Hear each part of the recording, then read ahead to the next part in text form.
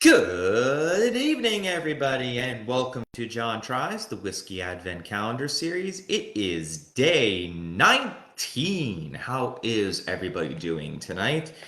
And we are closing in. We're almost done, after all. It is a Thursday night. It is starting. People are now starting to book their time off of work so they can enjoy a festive end of year holiday season with nothing to do except eat, drink, be merry, and in my case, watch a lot of TV shows that I'm yet to catch up on. But before that, we got whiskey to drink, and so we shall drink it. Wow, that is as I also try to do up this button. All right, here we go. Here's our calendar, lovingly maintained and festooned, and I am grasping this like it's a small child. And drink whiskey. Well, of course. Let's see. We are on day 19. So here we are, this low one here. Let's see what we got today.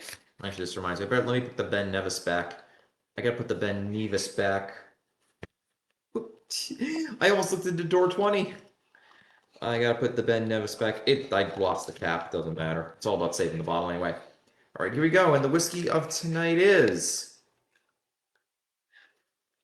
Okay, now I'm starting to realize what this brand is. I guess it's a sort of aggregator for whiskey. We have another Douglas Lang's Provenance, but this one is Fettercairn, a single cask 10-year-old. I actually remember, if you will go back with me in time, picture this. It's, again, the whiskey case, it is the Fettercairn 10-year-old single malt scotch, cask number 16916. A little bit of story here. Flashback. It's the year 2016. I've started doing this calendar for the first time ever, and I didn't think it was going to be a 9-year series, and I don't think many people did either. But I distinctly remember in that calendar there was a Fettercairn whiskey. How do I remember it? Two reasons. One, the unicorn on the label was kind of neat. Two, it tasted like bubble gum. I have not yet had a whiskey anywhere close to resembling bubble gum, and I once made bubblegum laced moonshine. So that just gives you an idea of sort of how rare it was and just how odd the Fettercairn whiskey was. I put it in my top 10 for most memorable that year, mostly because the taste was just so odd there. This is a 10-year-old. I'm trying to remember which one that was. It might have been 10, it might have been the regular 3. I'm not sure. But that's what the first thought pattern when I saw this Fettercairn was. But let's see what this is like. This is 10-year age. Maybe it's calmed down on the bubblegum a little bit. It was bottled in 2012, so 2022. Let's give this a taste. So I guess Douglas Lang's Provenance is basically just an aggregator of these whiskeys. They takes them all, bottles them up, and throws them in, and puts his own label on it. At least that's what I'm guessing. All right, so here we go. This one, almost water-like in terms of color. There's like virtually no color on this at all. It is almost totally clear, which is a wild to think of, especially for a whiskey that's been aged 10 years. Smell? Bubble gum again. I am not kidding. It's like blue raspberry bubble gum. I can't make this up if I tried. But yeah, bubble gum, soap, like bubblicious blue raspberry bubble gum. I can't. That is like the dominant flavors: bubblegum and soap.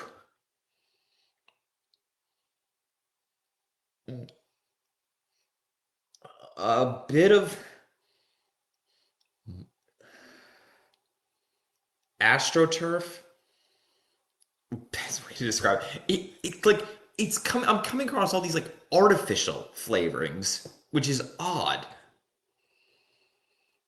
A bit of grape and there's some grapiness in there. Yeah, grape, bubblegum, blue raspberry, which I'm not even sure is a real raspberry. Okay, yeah, these flavors sound awful. They should be. That's the weird thing. They should be. I don't mind the soap smell as much because that just means it's very floral. That's just my way of saying it's very young and very floral. But this has been aged for 10 years. It's not young by whiskey standards. Um, So it shouldn't really have that kind of youth to it. There is a bit of cask aging. It's not quite as. It's gone from like sort of bright floral to sort of muddled, decaying floral, which probably indicates age. At least that's how I see it. But let's see. Let's see how it tastes.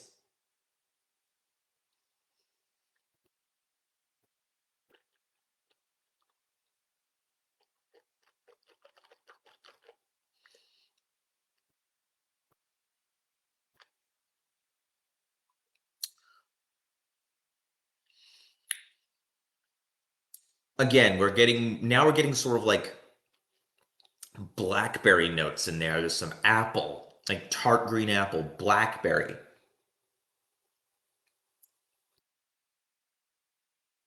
There's a weird kind of sweetness, like a glycerin level sweetness in there.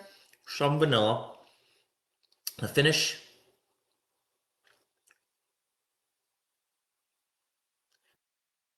again, mace, spices, bit of pepperiness. The finish is very short.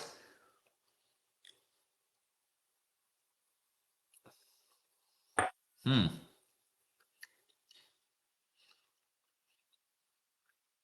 Hmm. Kind of warming in a way. Violets, grapes, apple, raspberry, blackberry. Bit of wood, like almost like a sort of old varnished kind of wood in there as well. Bit of barley sweetness in there as well.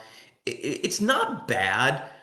This isn't bad. It is a bit tamer than I remember the Fettercan that I had 9 years ago was. It's got a bit, it's a bit, it's calmed down a bit. There are more flavors coming in there, but it still doesn't really shake that bubblegum, almost like candy carnival like sensation you get when you smell it and you drink it. And that's what I remember. It's like a carnival almost. It is tamer. I will say I think I like this one more than I like that one, if I remember it correctly. It ain't bad. It's not bad, but it's just it's a little bit too beatnik for it might be a little too beatnik for my liking.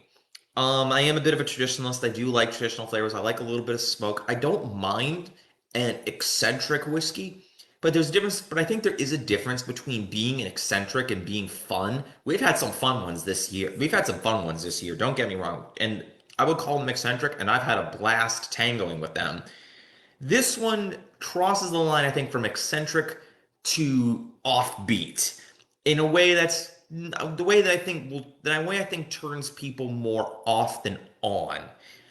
I will still drink it. Don't get me wrong. Like I'm still gonna finish this up. I will obviously.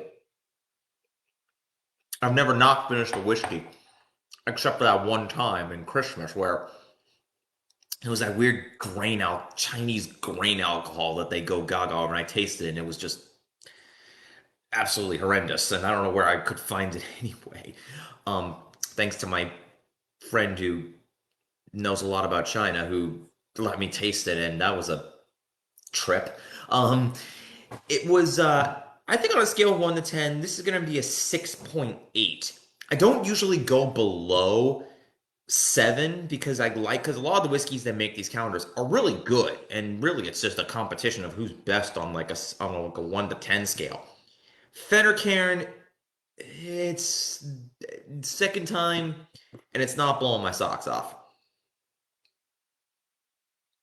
Mm, yeah, this doesn't blow my socks off at all. The smells are odd. The flavors are too offbeat. It's got a funkiness. It's got a funk that I'm not entirely thrilled about. It doesn't quite. I don't know. This ain't doing it for me. Like this is a car. This is a car. Like I compared it to a carnival, but this is a carnival where you feel like where the games might not be rigged, but the prizes aren't great. So again, this is the from Douglas Ling's Provenance. This is the Fettercairn single cask 10-year-old. It is at 46% volume, a Scotch whiskey. I will finish this up and I will see you all for day 20 and the conclusion of the fourth row tomorrow. Cheers.